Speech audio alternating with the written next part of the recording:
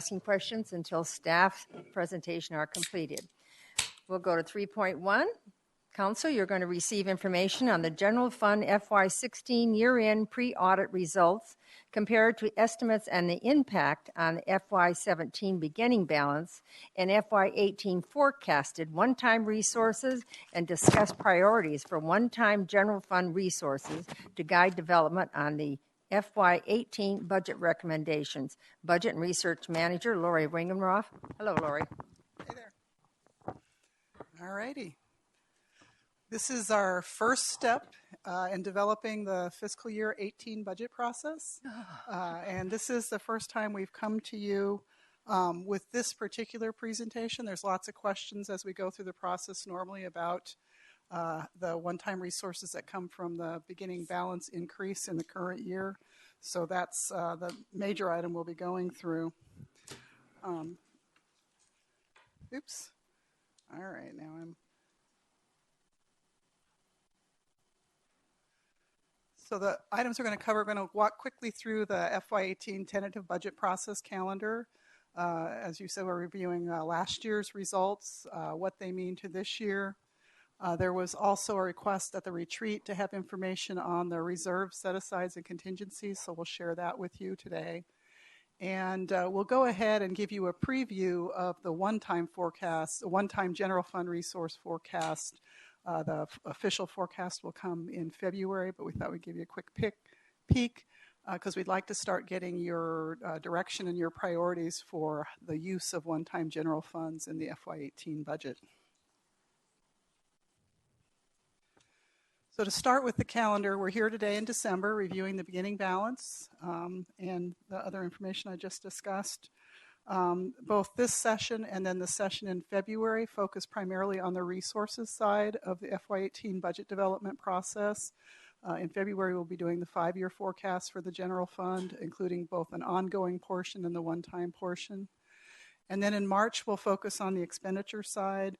We'll talk about compensation and benefits, as well as the potential for self-insurance for health insurance. And we'll also do a funding request overview, which will include looking at the supplementals and the CIP requests. And then in April, we'll be in kind of basically the recommendation phase relative to the budget, where we'll be presenting, based on your feedback, draft budget for the enterprise funds, and then for the general funds and other funds and CIP. And then we've scheduled time to have a third session if we need that. And then finally, in the May through July time period, we go through those formal adoption steps each year. So why are we here talking about beginning balance? Or FY16 ending balance, there's different ways to look at it. The last year's ending balance rolls into this year and becomes a resource. As expected, we don't spend everything we expected we would spend last year, and revenues come in higher. So there's an increase in this year's beginning balance. In our process, we don't use those dollars in the current year. We program them as one-time resources for the next year's budget process. So the information we'll be talking about today is the first input of resources into the FY18 budget process, and it'll be for one-time items. We also do this review because it helps us as we go through the reviews of the department budgets. We've looked at what happened last year, so as we sit down with them and talk about their budgets this year, it gives us information on things that we should follow up on and look for. And we're going through that process with departments right now, where we're reviewing their line item budget requests. So we'll have some information for you on that later in the year. So to kind of get into the meat of it, last year, what you're seeing here on the slide is the estimate that was used to prepare the FY17 budget. We needed to forecast last year's ending balance so we would know what this year's beginning balance was. So this is the estimate that we used compared to the actual results. And what this shows you is our revenues were about $3.9 million higher than we planned. Expenditures were about $6.4 million less than we planned, which means the ending balance for last year or this year's beginning balance is $10.3 million higher. So that will be $10.3 million is like the first input for next year's one-time funds. And to just give you a little bit more information on what was the cause of those items, the revenues, like I say, were up $3.9 million from our estimate, or that's about a 4.7% higher than the estimate. I'll point out that this is the estimate and not a comparison to last year's budget. As you're aware, where there are some MOU provisions with regard to a comparison of ongoing budgeted revenues to actuals. In that case, we finished 4.8% over budget for the ongoing revenue part of the general fund for the purposes of that analysis. But relative to the budget, sales tax revenues were up $1.6 million. Of that, $900,000 was the non-construction portion of the sales tax, or the ongoing portion. Just as a backdrop to that, last year we were preparing revenue estimates in December and January, and sales tax was $300,000 below budget last year in January, and it was at budget by March. So our estimates were conservative based on what was happening at the time. Construction sales tax finished $700,000 up. Development-related revenues also finished $1.1 million up. They are very volatile. One point in the year, planning revenues may be up and permit revenues may be down, and 2 months later, that has changed. So we tend to be conservative there. And then we had some one-time reimbursements for some specific items. The main one was related to a traffic signal. To kind of walk through the decrease in expenditures, department expenditures, so the department's day-to-day operating budgets were down $2.5 million from the estimates. The majority of those savings occurred in the personal services line item, otherwise the salaries and benefits. And as you're aware, we budget for 100% employment. We know we won't achieve that, and so we always expect savings in this particular area. The other major contributors to that were that the unused portions of the city managers and the FMLA contingencies, that was about $400,000 to $450,000 of that amount. And then the cost for the work we did on the special census were lower than anticipated, and that was about a $300,000 savings. In the area of the CIP, we were down $3 million from what we expected, primarily due to three areas. We had provided the budget capacity should some developer projects move forward. That did not occur. There was the general fund loan to advance the Saraville and Van Buren project, and that project did not move forward last year. And then because we do carryovers, we expect that some projects will overspend in the prior year because we are conservative and we carry more of a budget over into the new year. So the police ops did overspend what we estimated last year. That project has been corrected to its original budget when you approved the carryover budget transfers last month. And then finally, as you're aware, the general fund supports both the stadium fund and the HERF, or the state highway revenue funds that are used for street purposes. So we had about a $900,000 reduction in that transfer to those funds due to those funds having higher revenues and or lower expenditures. So that's kind of the high-level wrap-up on what happened with the end of last year. We finished with $10.3 million, higher than expected. What I was going to do is go through a couple more slides to answer the questions from the retreat. And then we're set up for take some questions at that point in time and move forward, if that works for you. That's fine. So you did ask for information on set-asides, reserves, and contingencies. And so what I'm doing is I'm going to walk through each of those in 3 separate slides and kind of try to explain the differences between them each. So this first slide talks about the set-asides. And set-asides are a financial planning tool. They are essentially a shift in resources from being used for ongoing purposes to be used for one-time purposes.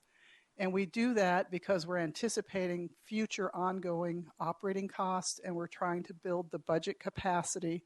So when those come on, we haven't already invested in salaries and benefits and contracts for outside services and those types of things, that then we'd be faced to have to address how to do both the anticipated operating cost as well as those things we already funded.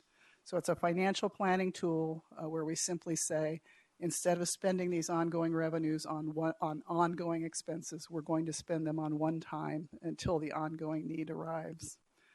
So as you know, the set-aside we've been using for quite a while is the PIC set-aside for the ballpark debt. And that was set up to where we were setting aside an additional $680,000 each year to grow to the point where in 2019, we expected an increase as the principal came on to that debt service. Recently, those were refunded. Those bonds were refunded.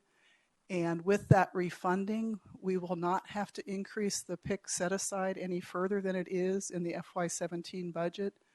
And in fact, we would have had to increase it by another $1.4 million. So that's those resources are now freed up for ongoing purposes. Just to update how the reserve or the set-aside will be peeled off from here. This year it's at $2.4 million. Next year, there's about a $300,000 increase in the payments on that debt. So we'll use that first $300,000 for that debt, and we'll be using another $2.1 million for one-time expenses in next year's budget. And then in FY19, we will use the remainder of the set-aside as we will reach the principal payment or the full debt service payments of $9.2 million a year, and they'll remain there from there on out. The other set-aside was created for the first time in this year's budget, and that was as we just discussed, and you anticipated that there's a number of capital projects, such as those related to the parks and pool and recreation center facility, some fire stations, the need for another police squad, and the upcoming transfer of the library operating expenses to our budget. So you created this new set-aside as a way to prepare us for those costs as well. The next category are the contingencies. Contingencies are an appropriation of resources. So they are a budgeted item that's for the purpose of being a contingency. The first major contingency is the 3-month O&M, basically 3 months of O&M. And that is established in council and the financial policies. And we don't anticipate using those contingencies ever. It would be a very severe economic and climate before those would be touched, and that would require council action. The other contingency is the city manager. Ooh, and I spelled that wrong. Look at that. It's funny how when it's up there in the big letters you can see it all of a sudden. That's all right. No, we had a mean. The FMLA, and then this year you approved also a retirement kind of contingency payout or contingency in case departments experience high payouts. Those total $650,000 in the budget. As of November 30th, they had a balance combined of 601. We'd only used one contingency. Later tonight on the regular session, there are 2 items requesting the use of the city manager's contingency. And if you approve those, the city manager's portion of this contingency will reduce to $180,000.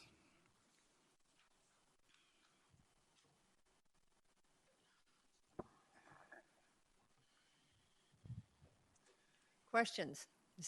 Are you ready for those yet? One more slide. Okay. I heard All a right. conversation You paused, over here. so I got distracted. I heard something over would here. you stop distracting her, please? Okay, you're plus, on. I'm still suffering from misspelling. So. And I'm sensitive to them, so that's why the pause was too long. Okay, go ahead. The last of this categories are the reserve funds, which are primarily the asset management reserves. And these are actually separate funds where we take general fund resources and put them into these funds These funds continue to carry their own balances, and they are based on underlying plans for asset replacements. And they are the current ones are listed there. And there's one listed there that's the risk fund. We don't typically talk about it quite a bit. It's not an asset management reserve, but it's a reserve that's for liability claims that are not covered by other insurance products. And you had in your materials a more in-depth description of each of these items. If you have any questions about these items or the beginning balance, I'd be happy to take a break and answer those. Council, you have the floor. Questions? Councilman Stipp? I just had one. To recap what I picked up on the new one-time money was $10.3 million. Correct. The new ongoing money, I got lost in the discussion. We're not addressing ongoing money today at all, because ongoing money would be from next year's revenue estimates. Okay. So when you talked about the ballpark set aside, this is the last year we need to do. You talked about that, and that's, I think, what threw me off track. Yeah. So this is the last year of the set aside. This is we will not have to increase the set aside beyond what it is at this year. We will have to continue it at 2.1 million next year, and then in 19 it will be totally shifted to paying the debt service. Okay, that's where I got off track. Thank you. Councilman Pizzillo?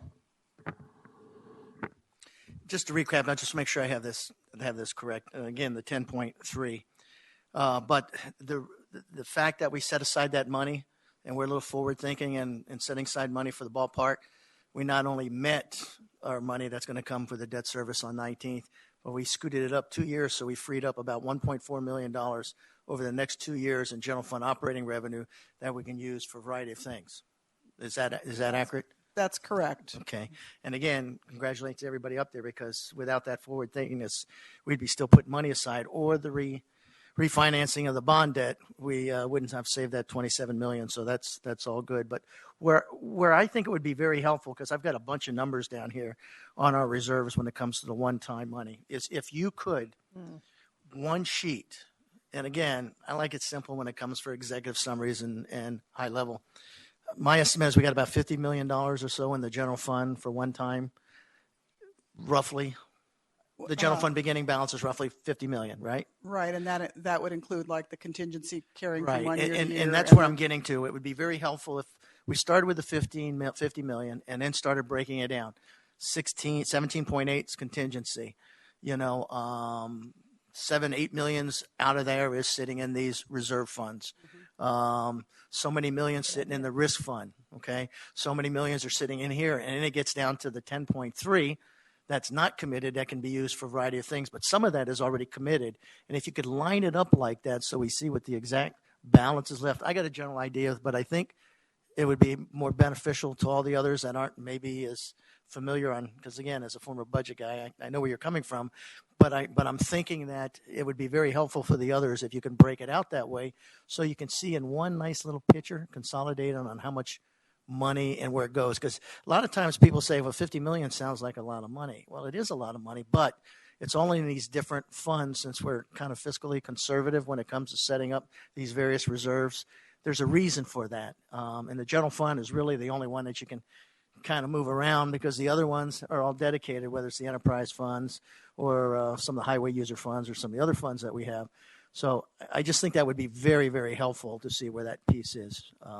And again, I think you've covered most of them here, but if you can put them in one little picture, it would make it a lot easier. We'll be happy to do that in the future. We were trying to focus on the resources that will be available to you in the budget process, but we can certainly do the presentation. Yeah, and I just think that would be helpful to see how that all breaks down, because a lot of it, you say that's a lot, but it's all dedicated for some of our things. And then you have the, not the risk management, but the self-insurance fund that is going to come into some of these places as well. So I think if the entire council can see all of those pieces for everybody, I think it would be very helpful. I agree, and I think that's a good idea.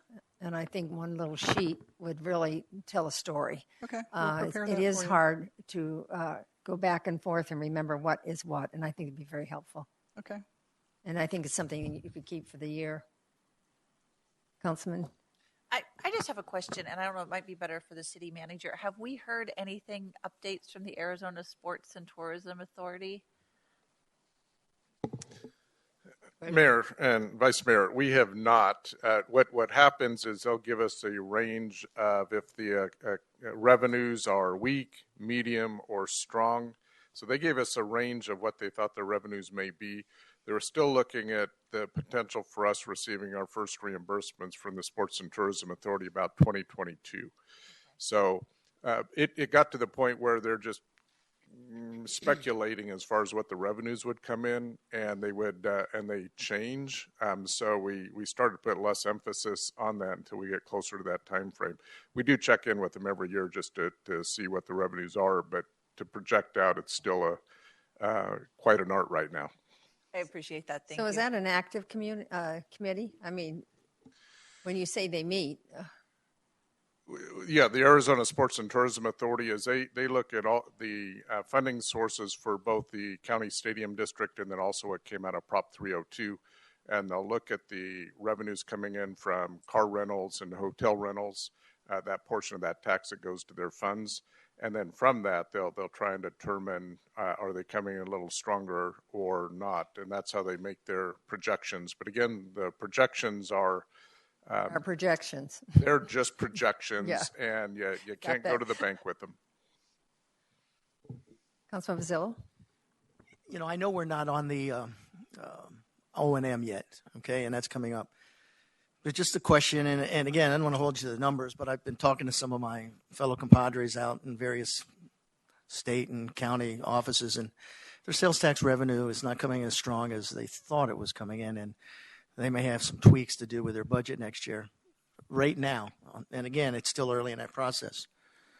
How is our overall non-construction sales tax looking? Our construction sales tax is Non- performing well. Non-construction Okay. is performing well relative to our budget. We were likely more conservative than many of the other entities around the valley. Okay.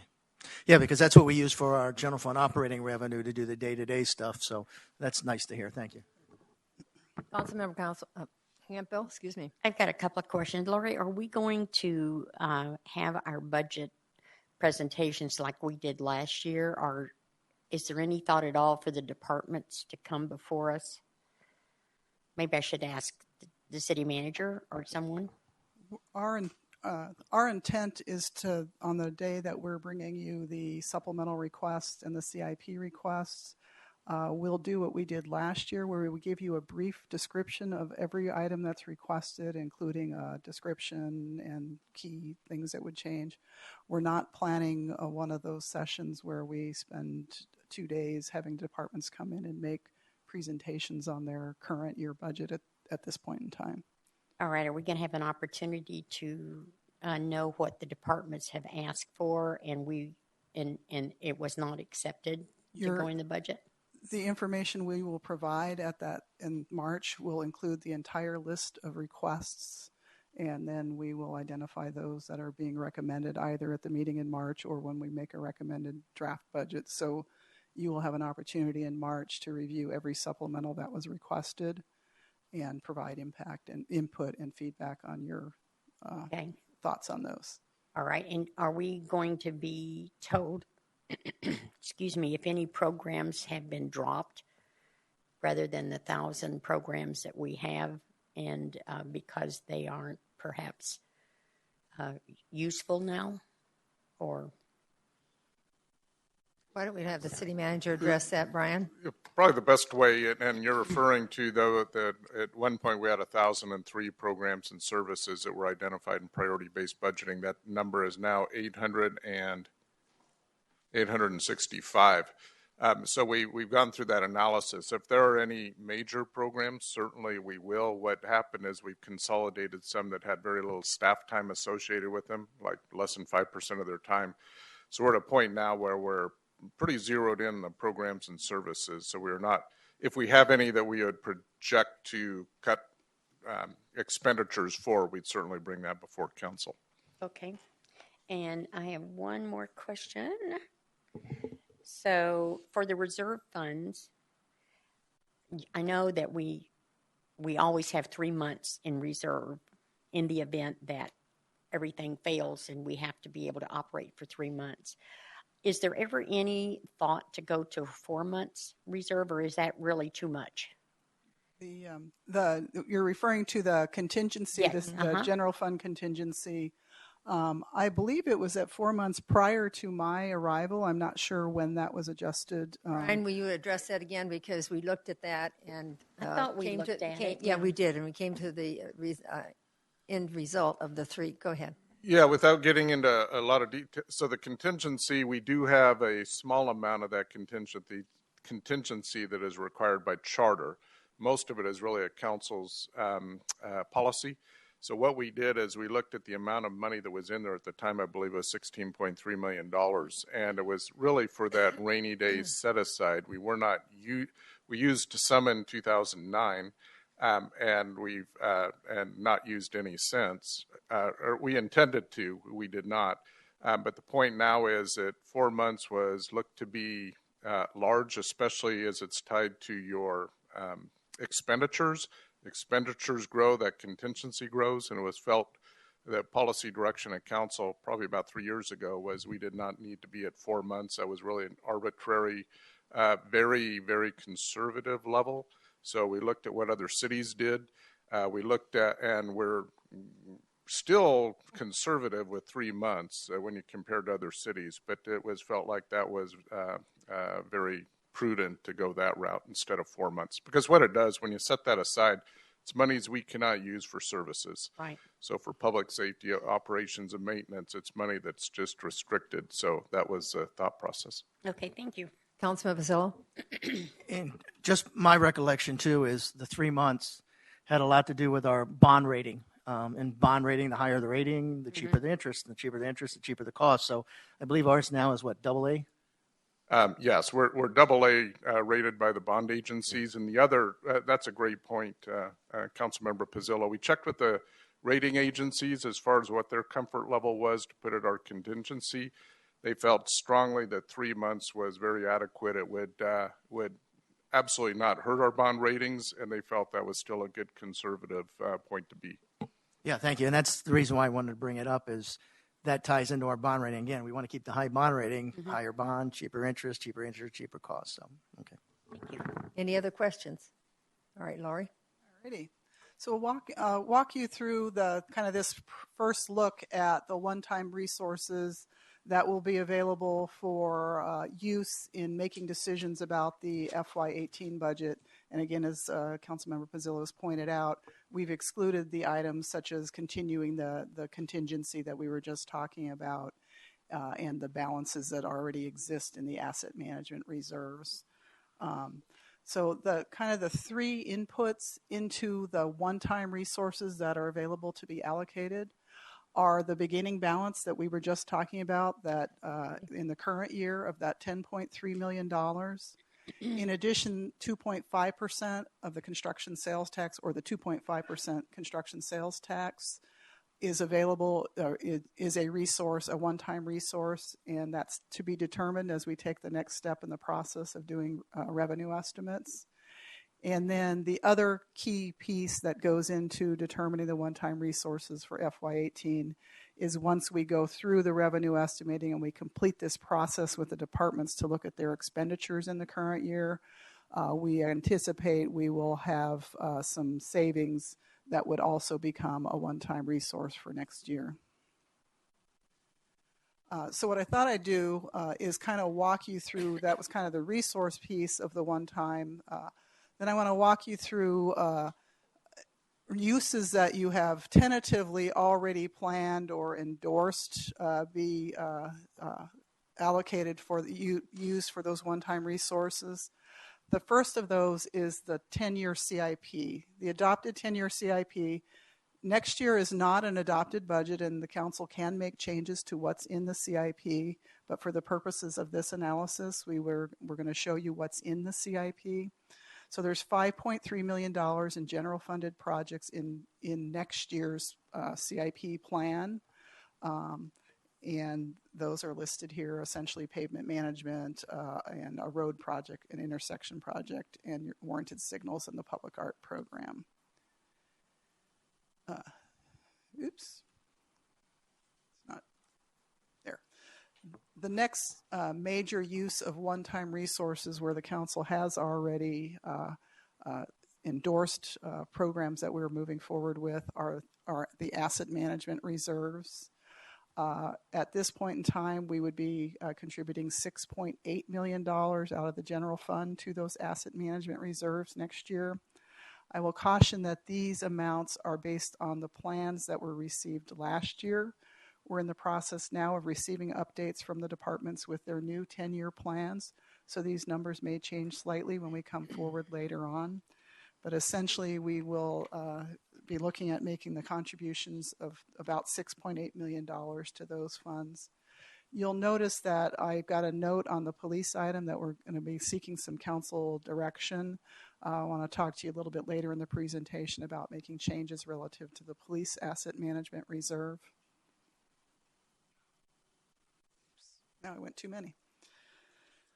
So what this slide does is, again, is taking those kind of incremental one-time resources. The first column is the forecast we did last February for you for what we were forecasting would be available for FY18 one-time resources. And then what we've done is lined it up against new information that we have so far. So all that we've done here is basically added that $10 million that we just identified in ending balance from the prior year to a conservative estimate of what would fall out when we go through this year's process in terms of savings. We've got a range on construction sales tax. We haven't changed that. It's just the same range that we presented to you last year. We have adjusted down the PIC set aside. We would have been moving towards the 4 million number being available in next year because of that being shifted from ongoing. But again, we shifted $1 million this year because we added the principal payments when we refunded, and then we had to take another $300,000 in FY18 towards a slight increase in the payments on that debt. And then we're showing the set aside coming, the new operating cost set aside that was established in this budget. It's shown there as a range because it will be dependent on what the council may decide in terms of what they want to fund in FY18. And we don't know at this point in time, things such as, well, there'll be another police squad. What will the cost of the library be? And then we've shown, so that gives you $16 to $22 million in one-time resources that would be available to spend or to program.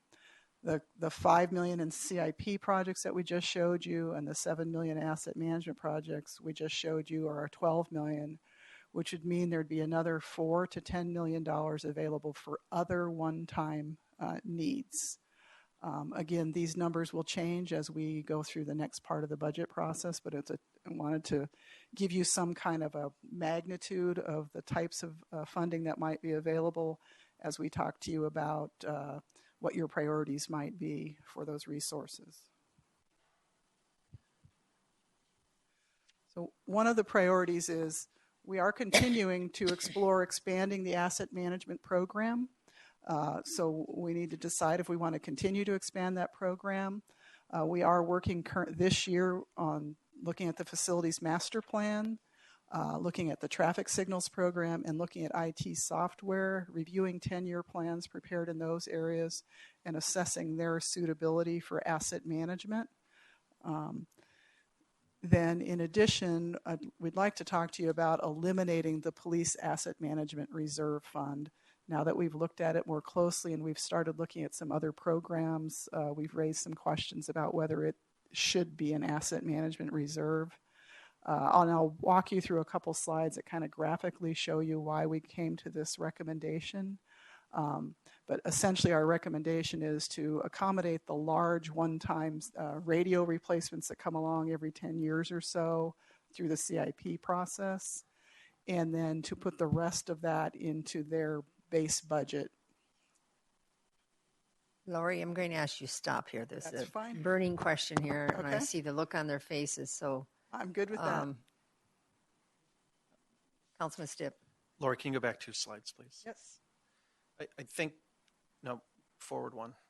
Sorry. When we got to this point, and then looking at what you have planned, I think this would have been a good natural stopping point for Okay. just a second. So I leaned over to Joe and I said, "Hey, should we stop here?" And he's like, "Yeah, we need to stop here." So Okay. that's why I'm like, "Okay, we need to do something." So we knew, or we planned for the 12 million of what you said total uses going into this current fiscal year, going into, obviously we planned, a number of years ahead. We kind of anticipated that we were going to be in that $12 million range anyway. Correct. But we did not anticipate the $10 million left carried over unused from one year to the other. So, and the number spread is pretty large, 10 to 13, 3 to 5, 16 to 22 in new resources. Those are big, I don't need to tell you, those are big numbers. And it's a big spread. $6 million that's not, Wendy's lunch. That's a big spread. So if we anticipated that we were already going to spend the 12 million and we were going to be able to afford it, we're really talking probably closer to that 10 million number than closer to the 4. I don't want to put words in your mouth, but that's how this appears. Correct. I would agree with you that based on everything we know right now, we're looking at closer to the 10 million being available. Okay. So I guess just to make sure that, I was on that page, because I'm looking at then the other slides that you were just talking about, which were if you can go to the next one. And then the next. Okay. I obviously looked ahead. But as we get ready to talk about how we're going to be spending that. In each little slide. No, I know. But just to make sure that I understood where we were at, because if I was lost here and we got 5 slides down, Yeah. it would be a train wreck at the end. So I didn't want to get too far. Down. But now what you're talking about from these slides forward is how we intended to spend the money, not how we can spend the new 10 million. We're going to talk about, essentially we'll be talking about the new 10 million, because we just, in the previous slides, the 5 and the 7 are what we intended to do. Right. And so what we're moving forward with now is, what do you do with that incremental increase of $10 million? Okay, just making sure. Thank you. Joe has a question. Councilman Pasillo. Can you go back? I think it's 2 slides. One more. One more. Nope. Keep going down. Hold on. Go down one. Right. One more. Okay. On our capital replacement fund that we have for the various pieces, all right? We put in so much money each year because as we're draining it, we have to replenish it, correct? So to get to your point on the $10 million, some of that additional money is going to be to replenish some, because you have a depreciation schedule in which you have a certain amount of money that you're putting into these funds each year, so you're not doing this, all right? So you're having an equal amount of funds in there, so when it comes time to actually replace the money, you have the funds there to do it without drawing demands on the general fund operating revenue. That's the whole idea of setting up this fund, so routine day-to-day services aren't impacted, because you got to replace a police car as opposed to paying somebody or getting some road work done. So as part of that $10 million that you're talking about, part of the issue is going to be too, as these funds go down, whatever, and I don't know what that number is, 3 million, 2.5, that's coming out of the 10 million to replenish the fund. If you decide to expand the fund to pick up some of the other replacements, and that's more of that 10 million. Am I on the right page there with you? And again, I don't know what that amount of money is, but some of that 10 million is going to come to replenish what you're spending in next fiscal year, correct? What you see here on this slide are the existing asset management reserves and the dollar amounts that, based on last year's plan, we believed we would need to put into them next year. Oh, put So into that them, to is put the into them $7 next year. million that is on the next. So that $7 million there represents those existing asset management funds and our anticipated contributions to them, assuming there aren't major changes to the plans that they present this So year. the 10 million is above that. The 10 million is Okay. above that. All right. I didn't think that was in there. Okay. Thanks for the clarification. Okay. I'm glad we stopped there. Just make sure we clarified that. I've got it. Go ahead. Yeah, so then what this slide is talking about is if we want to expand beyond the existing asset management programs of adding in facilities, traffic signals, and IT software potentially. And then also the recommendation we have with regard to the police fund. And so to kind of get to the point you were just making, this chart kind of gives us, I use fleet because it works pretty much like we expect an asset management fund to work. The blue bars represent the general fund contribution to that fund. And so the blue bar that's there for FY18 is part of that $7 million because that's what we were already anticipating. The peach color bar represents what the fund expects to actually spend replacing assets in the particular year. And the black line represents what their beginning balance was. So in the case of fleet, you see we're going to spend way more money in FY17 than we put into the fund because we've been contributing ahead so that when we got to those 3 pumpers, we would already have the assets there. And so this reflects very much what we expect asset management to look like, that the deviation is pretty close to what the annual contribution is, that there's not wide variations. So that's what's going on. That's the standard kind of approach. And I appreciate that picture only because the whole idea of the goal was so that we didn't have to fight for general fund operating revenue that does the day-to-day services to replace equipment.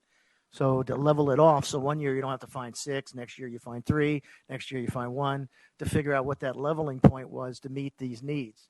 So I appreciate this graph because it kind of shows the kind of target that you have there, and that if everything goes according to plan, you'll have enough money to meet the depreciation schedule replacement equipment in each one of them. It gets a little close in 23, but you still have enough to do it. So. Thank you. And that is, most of the asset management plans, because they're new, they had higher contributions in the first year as we dealt with catch up. But then you see this one smoothing out pretty much. But yeah, our goal is not to collect too much Now, you money. accomplished what you wanted to accomplish when you came up with that a year ago or 2 when we talked about that. It's a good chart. We like what we see. Thank you. What this shows you is the same graph for the police asset management reserve that we adopted in this year's budget. And as we started to look at this more closely, and as we were looking essentially at the IT software plan, we started asking questions about this particular program has basically a large dollar replacement of the radio system every 10 years or so. And so we are building up a substantial amount of resources to get to that one item when the rest of the asset management plan is just very small dollar items relative to the plan. In looking at that, it looks more like it should be funded like a capital improvement project rather than these resources set aside. In addition, it's technology, and technology changes drastically, and we're part of a regional group on this particular one, so we don't know when this will happen. It could be sooner, it could be later, the dollar amount could be way off.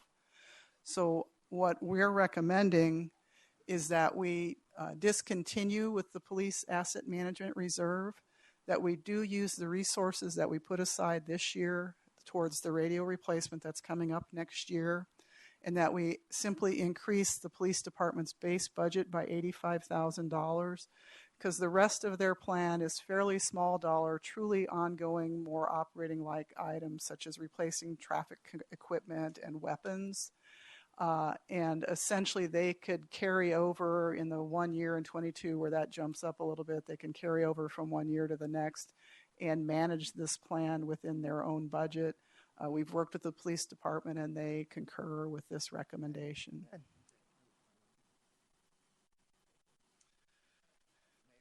Yes, Bill? So But if you increase the base budget by 85,000, how does that get us to our radio replacement? The radio replacement we're recommending be submitted into the CIP process. And so they'll be putting in a CIP request for that subsequent radio replacement. Okay, so the 85,000 then is just for all the other equipment. Correct. Okay, I missed that. Okay. Councilman Campbell? But they'll be getting their radio replacement for next year, right? Because we only gave them half of it. We gave them almost all of the money required for the radio replacements in this year's budget. So we will have to add a small amount in FY18's budget to fund the entire radio replacement. Okay. But yes, we are recommending that the radio replacement be included in the FY18 budget using these resources plus a little additional that will be required So we'll that be we in, would have put in through asset management. okay, so we'll be in compliance with the network. Correct. She's a watchdog on that one. Yeah.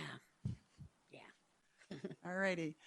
2 more slides to go through. This is a listing of some of the other one-time general fund priorities that we know of or have heard of.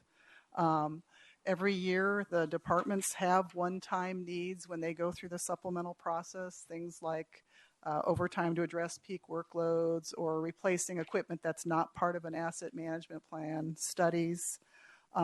In FY16's budget, those totaled, I turned to the wrong page, about $2.9 million.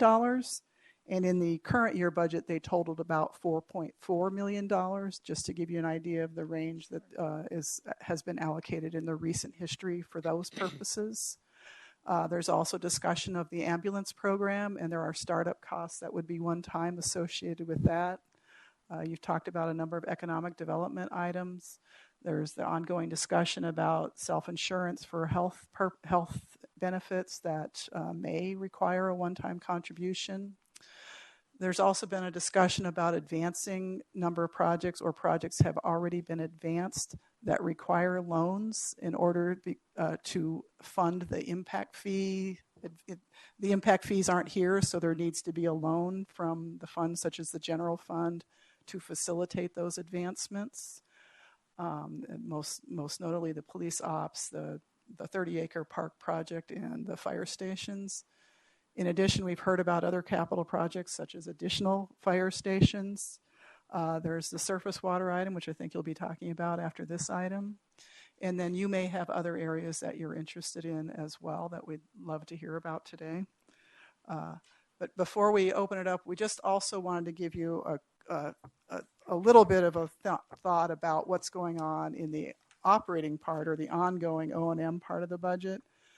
Because some of these one-time items will impact ongoing costs. If we add a new capital project that requires operating costs, that will impact the future O&M budget. And then in addition, some of those ongoing supplementals may include one-time items, such as if you add a police squad, there's one-time vehicles and those types of things that come along with those. So some of the things that we're looking at in terms of pressures on the ongoing budget are the op costs set aside. We intend to grow that by another $1.25 million this year if we continue the plan. Fire service expansion not associated with new stations. The new stations are that are in the current CIP are assumed in the operating costs set aside, but additional stations or additional crews at existing stations or the ambulance program are not anticipated. We also know that there are labor cost increases. We have an MOU that has a built-in increase for next year. There'll be the non-representative salary and benefits. The public safety retirement system, there was a case lost recently, and the city's share of the public safety retirement will be going up. We estimate that to be approximately $600,000. And then Proposition 206 on the minimum wage and sick leave provisions will be impacting the city in some way as well. So those are just some kind of heads up of things that are coming our way. And at this point, we'd love to have feedback, discussion, kind of idea of priorities of your priorities for the one-time resources. Thank you, Lori. Questions? Councilman Pizzillo? Back up one slide. Any estimates on how 206 may impact us?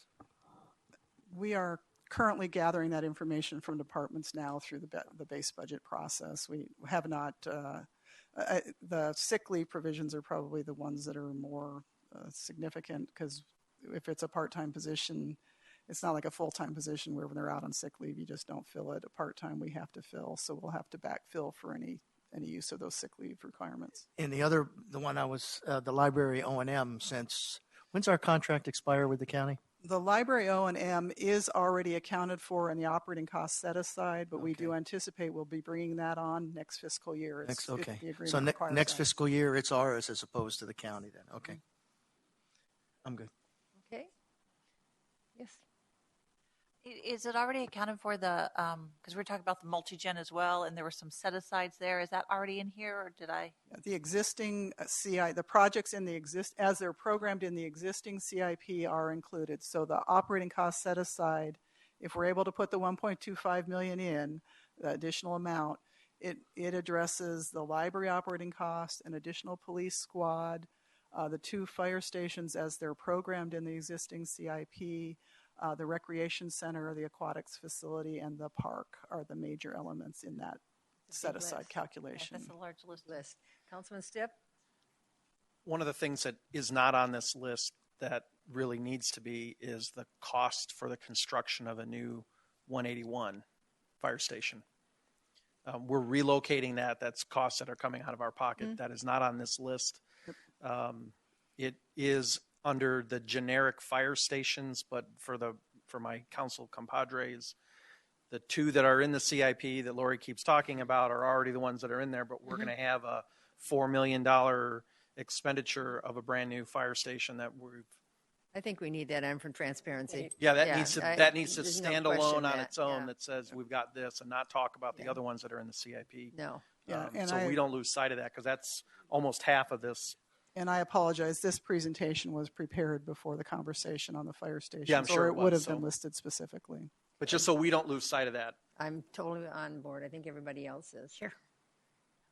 Yes, Councilman Bazilla, and then we're going to call this. Just let me tell you, we're going to have to do, just to give you a heads up, I think we're going to adjourn this meeting and re-adjourn, bring it back after the regular meeting because it's 5:50.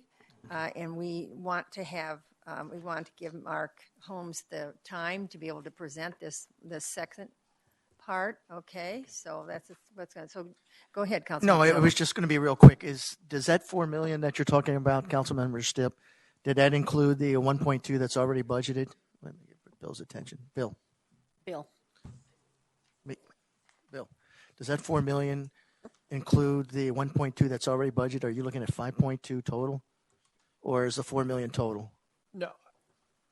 No, it's been a long time since I've built a fire station, so I can't really speak to that. But if we assume that a brand new station is 4.5 total, and assume we have 1 million left, we're going to need 3.5. Okay. So Yeah, just make sure that we're on the same page, because we have 1.2 budgeted as a result of the issues they found at the fire station 181 that had to be remodeled or et cetera. So it's the difference between the two.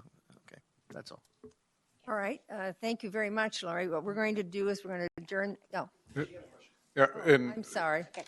also have one too. You have one too. All right, Councilman Campbell. Okay, mine is just really quick, Lori. On the slide where it's the one-time general fund priorities, and you do have fire stations, you could just list all 3. Relocation sorry. of 181, because we don't have to do O&M on it. We just need to build it. Correct. Fire Station 181, you I'm wouldn't just have saying new you O&M. you could just make note up on the slide where it just says fire stations. You could actually say 181 building only, and then actual build and O&M on the other 2. Okay. Because we know we need to do that, and it's a given. I'm sorry, Thank you. it's a priority. Ryan? Mayor, if I may, so if there are any other questions on this particular work session item, I understand we'd do that after the regular council meeting. If there are not, I can go through a recap of what we're left with as far as council direction, because we do have one other work session item that we'll do after the regular meeting, and that's on surface water. Right. But we're at the end of this You have presentation. the floor. So Go we're ahead and do that. probably, unless there are other questions, I could do a recap, but that's up to the mayor All right. and council. Recap it. Go. Okay, so on this work session, and Lori, I'll hit this, and if I miss some, please jump in. So we were asked to provide a one pager or pie chart or whatever it is. It really shows a one-time committed and the non-allocated by the different types of allocations that we have for those. So that's one that staff will prepare.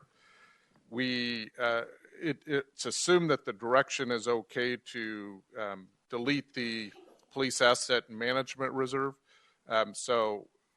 Maintenance, and that's primarily for the radios. So that's one that we will not be doing. It seemed like there was consensus on that. The other item I had was Fire Station 191. While we had that discussion just recently, it will now be incorporated into all other budget discussions, certainly, because there will be a capital component for relocating that fire station. Lori, did I catch them all? That is my list too. Okay. Okay, this meeting's adjourned, and we'll go back up. We'll recess it. Sorry, that's right, because we're going to come back after the regular meeting. Dismiss and a happy new year. So, council, this one is closed out. Let's start the work session. This is the work session for Monday, December 19th, 2016. We're in the water section. Well, would you let me get there? Yes, we are. So what we have left on it is that we're going to receive an overview of 5 options for bringing the Central Arizona Project, CAP surface water, to the city of Goodyear, and evaluate a 6th scenario of not bringing CAP water to the city. Water Resources Patient Manager Mark Holmes to present. Thank you, Mayor Lord, members of the council. Very excited to be here this evening. I promise to be brief as I can. To discuss with you the 5 options of how we could bring CAP water to the city, and again discuss the what-if scenario of not bringing CAP water to the city and what that would look like. And after careful consideration and evaluation by staff, we do have one recommendation we'd like to bring before you and discuss.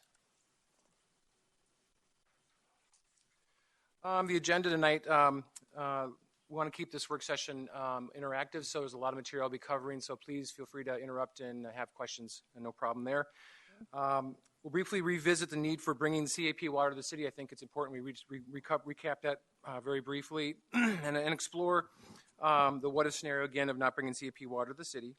We'll evaluate the remaining options through the accepted criteria we discussed last time in the council meeting. We will then we'll cover those criteria as well. And the pros and cons for each of the options. And then we'll explore the staff recommended option, explore funding strategy. I'll have the finance director come up and talk briefly on a funding strategy. And then we'll talk about next steps. You probably recall this slide from the Integrated Water Master Plan work session and the adoption of the Integrated Water Master Plan. This is a graph that was adopted in the Integrated Water Master Plan showing the actual and projected water demands for the city. And that's the black line. That's the entire water service area for the city. And it's illustrated by the acre feet on the left vertical axis. The population indicated by the orange line with population represented in the right vertical axis in hundreds of thousands or tens of thousands. The green and purple boxes show the total physical available water to the city. Currently in the West Salt River Subbasin and the Adam Bulk Water Delivery Agreement indicated in the green and purple boxes. Approximately by the year 2020, the city will be reaching its physical available limits on how much water it can pump from the basin and what can be delivered from Adamant. That's 13,191 acre feet per year for 100 years.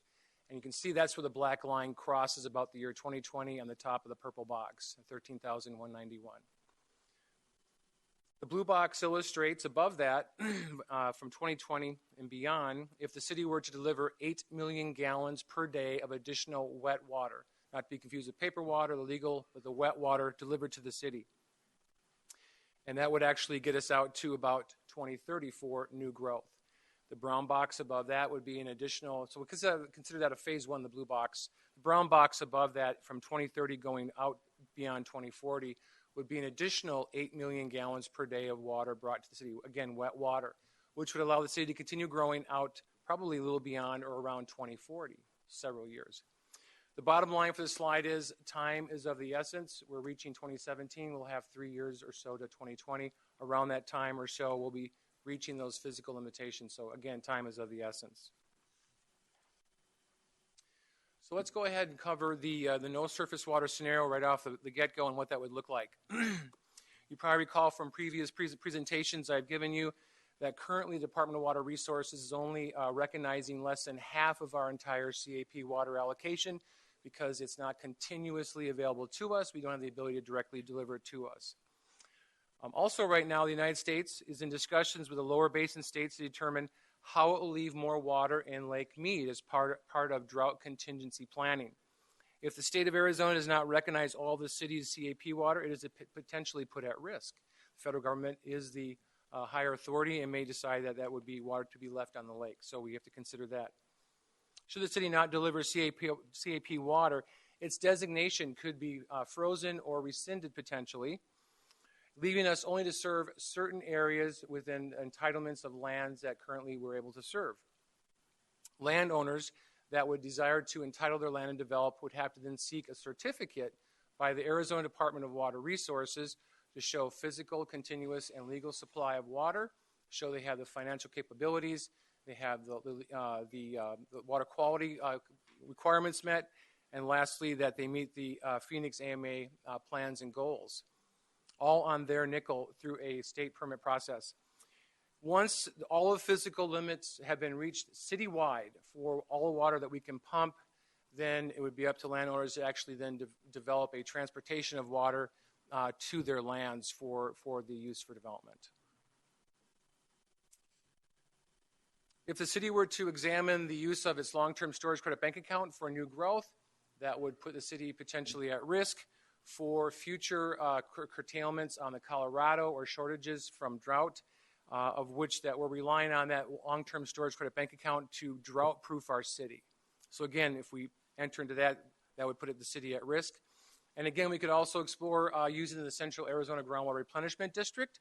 However, where we have physical limitations on that water supply, we cannot use CAGRD. We'd only be in areas where there's still some limits of physical water availability.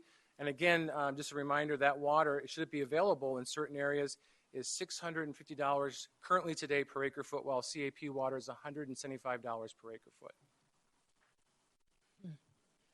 Does not look promising for not delivering CAP water. So let's go ahead and touch on CAP water supply options criteria. Delivering CAP water to the city would be the most cost-effective by partnering, again, with an entity that's able to, it's already delivering CAP water to customers near the city of Goodyear. We'd also want to look at a stable partnership as part of criteria as who that partnership would be with. We'd also look at protecting the city's assets and investment, timing and control of future expansions of a project, level of control the city would want to have. Technical feasibility and capital cost operations were also part of the criteria. We'll examine the 5 partnership options here, but I just wanted to define the technical feasibility aspect. For this presentation, it's a criteria that focuses on length of water transmission lines, looks at pipes or canal capacity limitations, alignment issues for length of transmission through various alignments, utility easements, and also crossing Interstate 10 would be very technically challenging. We want to touch on the overall costs for phase 1 and phase 2 of all the options. So here's a chart showing the estimated capital costs in millions of dollars for phase 1 and phase 2 for the 5 options, with the exception of option 1, which is not expected to have a phase 2. Estimating costs are still conceptual. If we were to start to look at the design aspect, we can firm those estimates up much tighter. With the exception of option 1, which I'll explain shortly, the costs for phase 1 and phase 2 for options 2 through 5 are relatively equal. And from a cost comparison, because the costs are relatively equal, there will not be a significant difference in the funding strategy. Again, I'll have a finance director talk about the funding strategy. So there really is no cost silver bullet. They're all relatively equal. So it really is not a factor right now in looking at criteria. So we're going to focus more on the other criteria. And you've seen these slides. I won't go through the options in great detail. These are from the Integrated Water Master Plan, the 5 options you were presented in work session. I'll briefly describe them. So option 1, this is a potable water interconnect. And you can see the interconnect, if I can get my arrow working maybe.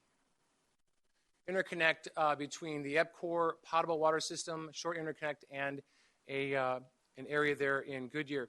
With EPCOR water service line and a new water campus just south of I-10 near Van Buren, and it's on Citrus. And it's referred to as, from this point on, going as the Silva site.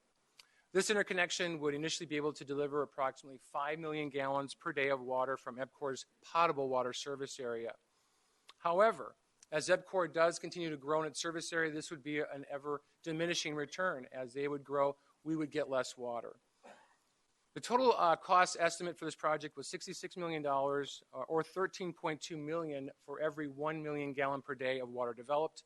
This was originally considered as more of a bridging option as part of looking at additional water supplies to help with the seasonal peaking effect of summer. Quickly, the pros and cons. The pros provide access to instant potable CAP water. The city would not need to build a water treatment facility or a plant. It's a short water transmission line from their main to ours, and it's the lowest capital investment.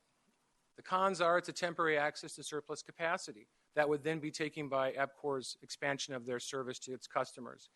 The water will need to be retreated, it's surface water, for disinfection byproducts. That would be the reason to have the Silva site to retreat and then boost into the city system. AWR will not recognize, I say may, but probably will not recognize our CAP because this is not going to be continuously available water. It will be a decreasing amount. The city will not own the treatment facility. So EPCOR is delivering that water through their White Tank surface water treatment plant. We'll have no ownership in that plant. There'll be some land issues, pipeline alignment, the Silva site for land for that facility. There's technical feasibility issues. Crossing I-10 will be very difficult. And again, the city will not have control of rates. It is governed by the Arizona Corporation Commission through the EPCOR rate setting process. Option number 2. This option is a potable water interconnection between EPCOR's CAP surface water treatment plant, approximately 12 miles north of the Silva site. It's located at Cactus. Their plant's located at Cactus and Perryville Road, and a new water campus. Again, the Silva site will be located just south of I-10 in West Goodyear. This option would provide a 6.7 million gallon per day phasing in. So each phase 1 would be 6.7 MGD, phase 2 would be 6.7 versus the 8 million gallons. Their plant is designed on 6.7 million gallon trains being constructed one at a time. The total cost for phase 1 and phase 2 of this project is estimated at $150 million or $11.2 million for every 1 million gallons per day of water developed. Very similarly, the pros and cons. The pros, it provides access again to CAP water, potable. The city will not need to build a water treatment facility or a plant. Allows for expansion of treatment facility. This plant is scheduled to be an 80 million gallon per day plant at build out. Currently, the footprint's for 40 MGD. ADWR will recognize all the city's CAP water if physically, continuously, and legally available through their analysis. The cons, plant expansions not focused on Goodyear alone. EPCOR has its own customers, its own delivery, and it will expand the plant when they need to. This water will need to be retreated for disinfection byproducts. This, again, will occur at the Silva site. City will not own the treatment facility, so this could raise some implications or challenges on how we're going to fund some of the aspects of this project. Cap water transportation agreements between EPCOR and MWD or others could impact the city of Goodyear. This could affect our quantity recognized, or CAP water quantity recognized by the Department of Water Resources. And again, this is a longer pipe, so we're going to have alignment land issues. It's going to be technically challenging crossing Interstate 10 along with an alignment. And again, the city will have no control of rates. It will be governed by the Arizona Corporation Commission. Option 3. Both option 3 and 4 are very similar. It's connecting a plant with the city with the Beardsley Canal, which is part of MWD, Maricopa Water District. I'll briefly just cover these. So the first is looking at a connection with the Beardsley Canal with the Maricopa Water District at a point that the canal is wide enough. If you go further south, the canal narrows as you go further to the terminus. down to a water treatment plant that would be adjacent to our current Goodyear main water reclamation facility. The Maricopa Water District is an agricultural district. It serves about 60 square miles, relatively small, through a single canal. And that's the important point. It's a single canal. Beardsley Canal serves their entire district. That's the main canal that serves everything. And it also is a main canal that serves currently the EPCOR, its water for its CAP surface water treatment plant. Total cost for this first and second phase project is $159 million, or $9.9 million per 1 million gallon per day of water development. So the pros and cons of this. The pros, ADWR will recognize the city's full CAP allocation, again, if we can show physical, continuous, and legal availability for our CAP water. City built and owned water treatment facility that would be near our reclamation plant, so we would actually build and own and operate that treatment plant. It'll be centrally located at our reclamation facility, so disinfection byproducts should not be an issue. We'd be able to deliver that water to north and to south relatively quickly from that centralized location. And we, the city, would control expansion of those phases for the plant and the system. The cons, however, MWD canal limitations due to its size and agreements upstream. You have the EPCOR plant and you have others, and EPCOR actually now is treating some of the MWD lands in a 2015 agreement, converting from agriculture to municipal and industrial. So AWR may not recognize the full, so it's kind of if there's other agreements that could impair us from the full allocation being recognized by the department, they may not recognize all of our CAP water. So that is a con. Again, it's a single canal. It'll experience dry ups. It'll have maintenance issues. There'll be outages and other types of acts of nature. So it has some technical feasibility issues and also some land issues associated with the cons there as well. Option 4, again, very similar. This would be looking at a shorter interconnect with the Beardsley Canal from the Maricopa Water District down to the Silva site, which would be a new city CAP surface water treatment plant. So again, it's interconnect with Maricopa Water District's Beardsley Canal, the single canal, to a water treatment plant being constructed at the Silva site location. The total cost of this project would be $148 million for both phases, and it would be $9.2 million per 1 million gallon per day development of water. Fairly briefly, the pros and cons, very similar. ADWR will recognize the city's full CAP allocation if we can prove all the continuous and legal and physical availability conditions. We'll have a city-built, owned water treatment plant, shorter raw water line from the canal, control of expansion phases. We will control that. Cons, AWD, again, MWD is one canal. It's got size limitation and upstream users who are expanding. AWR may not recognize all of our CAP water due to those contracts that exist today and will be new ones in the future. Single canal treatment plant, not centrally located. So this will require disinfection byproduct treatment at some southern location in the city. So as we bring that water to the south, we'll have to retreat that water. So this site may not be the best. There's additional land issues, technical feasibility, again, crossing Interstate 10. And let's go on to option 5. So this is an interconnect between the Salt River Project, looking to our east versus north, with a raw water delivery canal network and a new proposed CAP surface water treatment plant located adjacent to Goodyear's main water reclamation facility. The Salt River Project is the nation's third largest public power utility and one of Arizona's largest water providers. SRP annually serves an average of 800,000 acre feet of water to most of the Phoenix metropolitan area, covering 400 square miles. And they also manage 13,000 square miles of the watershed for the Verde and Salt Rivers. They also manage 4 dams in the Salt River, 3 dams in the Verde, and 1 dam on Clear Creek. And they are the oldest and first reclamation project in the United States, and they've been serving water since 1903, before Arizona became a state. So if you look here, it's just a short little east-west interconnect between, they have a canal network. There's 3 actual canals that come into this point, and east-west along primarily undeveloped agricultural land to the current location at the city's main Goodyear's water reclamation facility. So some pros and cons on this option number 5. The pros are AWR would recognize the city's full CAP allocation. Again, we'd show physical continuous availability. City built own water treatment plant. We control our plant, the expansion of our plant. Technical feasibility, it's a short east-west alignment. Again, it's through primarily undeveloped lands with, I think, along the Broadway or that vicinity of the Broadway alignment, which currently is undeveloped. Again, the city controls the expansion phases of the infrastructure in the system. There's very few land issues, future water resource options.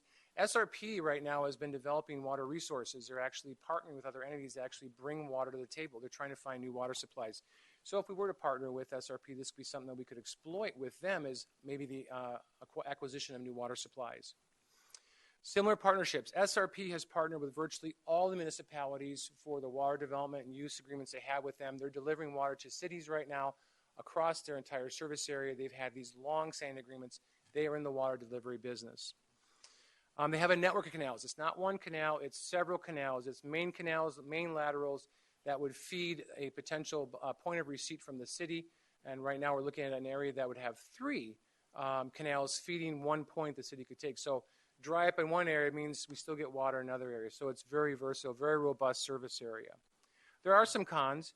SRP has a standardized agreement to maintain consistency of operations. This may have the ability to hamper some of our peak delivery times. We have to offset with some pumping in peak summer delivery as our first phases come online. SRP does have an obligation to its on-project customers. They'll take priority over us. Should there be any water delivery issues, they take precedent over us. That is a potential con. This would be the first agreement of its kind, delivering water with SRP off-project as a partner. All our partnerships are primarily on-project. So in conclusion, staff does make the recommendation for option 5. SRP has established itself as a very stable partner for all of Phoenix metropolitan area cities it serves with long-standing agreements. The proposed option is most technically feasible with simple east-west interconnection alignment whereby the city could construct its own CAP, surface water treatment facility, like other cities in the East Valley and central part of the Phoenix metropolitan area have already done. SRP's water business has developed new relationships in building new water resources and with new partners. And it's the oldest water reclamation project in the United States. SRP has been serving water for a very long time, again, 1903. SRP has a very robust water delivery system that utilizes a multitude of canals and service water customers and could serve Goodyear very effectively. SRP also has the ability of not only serving SRP project water, but they have an interconnect with the Central Arizona Project Canal. That's how they would serve our CAP water through their system, through this interconnect. And SRP is also constructed, and this is an important point, constructed its own recharge facilities. So it is banking. They have the ability to bank water for its customers, entities it's partnering with, and it can recover that water through a very wide network of recovery wells, put that water in the canal, and deliver wet water to its customers. And with that, I'd have our finance director come up and talk about the finance model. Oh, do we want to hear us? You don't have to hold your head too much because this is just like this, very high level, conceptual. We haven't had a chance to really dig all the way into this thing, and that's something that we're working on currently. What you see before you is the breakout of the financing that we would do on the first phase of the recommended option. It's about a $106 million project for that first phase. And the thing that's clearly on here is that development impact fees would pay the majority of this. One of the changes that you would be looking at on here is looking at the system as a whole as opposed to a southern solution and a northern solution. In the current IIP, we already have built in there for the north $46 million for surface water treatment. And then in the south, we have a project called the Southern Solution that would not be needed, that could be pushed off outside of the 10-year horizon in placing it with the southern or with the surface water treatment plant. So we're looking at very realistic growth projections on the development impact fees, because one of the things of concern that we're looking at this high level is if development doesn't occur at the pace of projected in the IIP, the rates have to bear that. So what we've heard loud and clear from council is we want to make sure that we maintain rates within our existing plan. And that's one of the things we've looked at, and we do feel that's something that we're able to do through a combination of, in the short term, changing some of our operations while it's under construction with long-term storage credits and how much we take from cap to recharge, as well as taking some planned capital projects where we're going to build additional wells take out debt for those additional wells, but since we're doing surface treatment plant instead, we're going to shuffle those over. As we move forward into the operations of it, and we've really got to dig into what the operations of this would be, but at a very high level, treating surface treatment plant water or surface water is much cheaper than it is with the process that we do for groundwater. So we see a complete change in the operations as we move forward. The last part we have on here is $10 million of construction sales tax. We've also seen that this is something that impacts the city as a whole, so there's going to be some general fund participation in it, and that's where the construction sales tax would come in, whether it's a one-time infusion or spread out to cover some of the debt service. And again, if growth were to pick up, that would lessen that as well. So from a high level, that's what it looks like. It would require some changes to the IIP. We are going through and doing modifications to the IIP. We're starting that process currently, and we believe it would maintain rates within that existing structure. So that's the high level look of the financing. We do believe it is something that is plausible, doable, and fits in with our plans.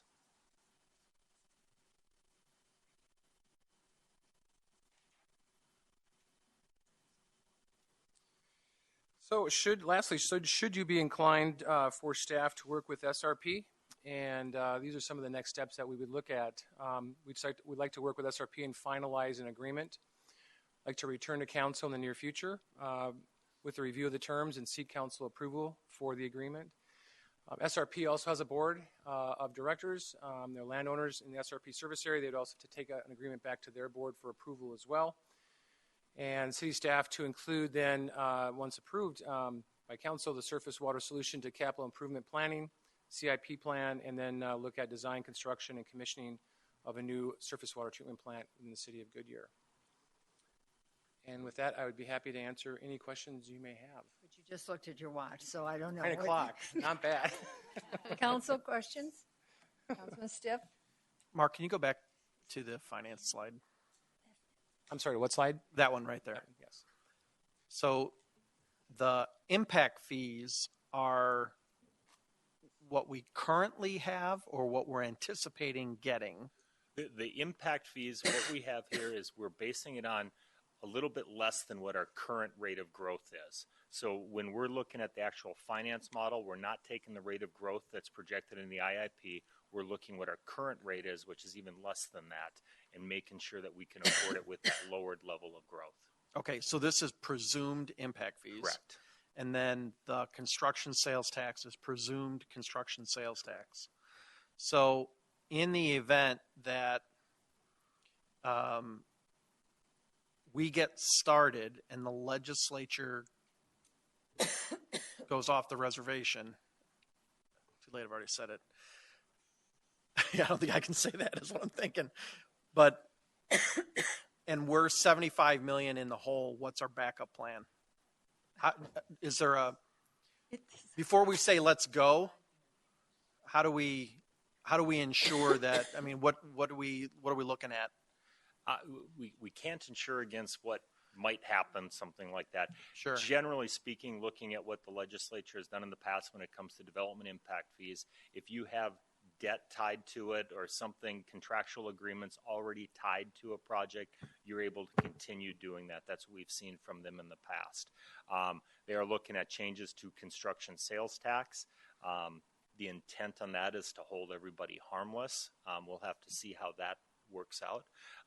We're very conservative in the estimates that we have here. I had mentioned two numbers on our IIP, the 46 million for the south and the northern side for treatment, and the 33 million for the south. That's in the 10-year IIP, and we'd be looking at 20-year financing. So that would take into account it's a longer time horizon as well. So I think we've got a pretty conservative plan in place. And if all fails and everything, all bets are off, at the end of the day, it falls back onto the ratepayers and or the city as a whole through whatever means that we would come up to. And that would normally be a GO bond or something of that Correct. sort. And that's our fallback position. Fallback, worst case scenario plan. Okay, thank you. Councilman Basillo? Just a general question on the 65 million. This is impact fees for things south of 10, correct? That includes north and south North and south? of 10, correct. So we're going to get impact fees on water when there's no water. Not in the there's some areas, there's a southern impact fee, a northern impact fee, and the impact fee is separated into 3 different areas. It includes all 3 areas when we look at the 65 million, but only those serviced by our water service. Okay, area. so it's going to be limited north of 10. Correct. All right. It's my understanding south of 10, a lot of that money goes back in development reimbursements. Is that true? It does, and And we're this is separate from that portion that goes back. So you still think we're going to net 65 million, considering a lot of the money south of the river is going back to the developer in form of reimbursements? Correct. One of the things, the projects on the south and the southern portion of it are projects that the developer would be starting in the near future, and it would be using those funds instead. Okay. Any other questions? Councilman Osborne? I appreciate the presentation, and I'm with you on the option number 5. My screen just went blank. Sorry. You had. I'm trying to visualize your map and where that 7.5 miles comes from, because there's no roads to say. And I'm just curious, Mark. So that red line, what is that? I don't know, 99th Avenue. I'm trying to visualize how far this is. The line that's going, or the red one coming? You know, the Grand- red, where Grand it's, Canal? yeah, the red one going. Grand Canal. Can you give Between us- this Right, right, from north there- and south. Your purple dotted line from that red solid line over, where are we starting with? Where is this laid out? So right now, this is a hypothetical alignment. It's hypothetical, okay. Hypothetical. It's a dashed line, and it's looking at somewhere right near the Broadway Road alignment. There's some areas of the Broadway Road, and there's some areas that have been finished, or it's dirt, or it's undeveloped. Okay, so this leads me into, the great thing about water and the success with water has always been partnerships, and I think this is a great partnership with SRP. And so what I'm just, kind of looking ahead is, if we're talking about partnerships and the SR30 or anything that is something that could be connected as we're building this pipeline to be partnering with other entities as we, come across that land, I'm just, thinking outside the box of how could we, maybe not make this so expensive by finding some of those opportunities. And so that's why I was asking, where is it beginning and where is it ending? And I'm just thinking, who could that possibly be? And there may not be at all. But, even if you had Cox Cable or CenturyLink or somebody that said, hey, we want to run lines with you. That's just, like I said, thinking outside the box of partnerships. So I think it's a great tip. We'll explore any and all partnerships who may have interest in that alignment, who's bringing either data or improvements or infrastructure. We definitely can search them out and inquire. What is the time when we're all talking about this? What is the phasing in your mind of how this goes forward? If we're successful in pursuit of an agreement and bring that back and you approve the agreement, we can move forward with then designing and then a more thorough, I'll say a detailed schedule. I would say I should probably have Javier on more of an engineering assessment. It's a lot of construction. There's an interconnect with a point which 3 laterals come to that point with SRP. There's going to be appurtenances and so forth. Land acquisition. 10 years, 8 years, Javier, 10 years? why don't I think let's have him come up. We've had in a some moment. preliminary. I'm going to let him speak on the timing let's do on that. So, because don't want a number thrown out. Yeah, actually, we've looked at a model for the delivery of this project that takes us to essentially having water flowing into the city about fiscal year 21, 22 in that range. There are some options that we would be looking at as we get more into the project that could even expedite that process. But it's a challenge of matching funding and the ability of moving the project forward concurrently. So definitely, as Mark showed you, we are reaching a critical point around 2020 when we start reaching our physical capability in the basin. So we need to deliver water very soon after that. Does water my idea may be completely silly because I don't know. Does water ever partner with other entities like that? Is building together, or do they separate themselves? No, just I don't mean, know. there's always a chance for partnerships and so on. And you mentioned the state route there, and that could be an option. We've looked at maybe using similar easements for bringing our water lines. One of the advantages of this alignment is that we could potentially use gravity, and that allows us to spend a lot less money moving the water towards us. Other alignments could cost us to having to build a pump station, which might be the right thing. Okay, thank you. Any other questions? Oh, Councilman Campbell. Mark, are you proposing with option number 5 that we build the water treatment plant first before we start the pipeline? Or how is it going to be phased in exactly? There'll probably be some parallel activities once there's the funding is then identified and the project construction and design has been identified. I think that the interconnect with Salt River Project's delivery system, the infrastructure to transport water sized appropriately for all the city's water, if that can be then delivered through the SRP system, can be constructed in tandem or parallel with the construction of a plant. Again, now timing may work out, but it'll have to be coordinated. But it'll probably, all those will have to be constructed. A plant, the interconnect with the SRP, and then the actual interconnect with their system itself. All together at once? Or in pieces, but at Pieces, the end of the okay. day, we're going to have a new plant and a pipe Sure. and interconnect. Okay, and where is the water treatment plant being proposed? And perhaps I can add something to that. Our original model showed sort of a staging of construction that was very sequential, but we developed a more of a fast-paced model that would be able to not only design but construct the different parts of the project all at once and sort of make it happen. Because it's going to have to be a very fast-paced project. Yeah. Short period of time. And where is the water treatment plant going to be located? Water treatment plant is going to be located adjacent to the water reclamation facility, Goodyear Water Reclamation Facility. Okay. Right off Straya. Up in Estrella? Right off Straya Parkway. Oh, sure, Yeah. sure. I'm sorry. Next to our municipal services. Okay. All right. Well, I like the idea because SRP has several ways to get us water in several locations where their water is coming from, where the Beachley Canal is just one. And like you said, there's issues of it going dry or issues of maintenance. And when that occurs, then we don't get our water. So I think this makes the most sense. And I'm very encouraged that we would be talking to SRP and that they would be willing to partner with us. I just think that's a really innovative way for us to get our water of assured water. So thank you, Mark. Councilman Stipp?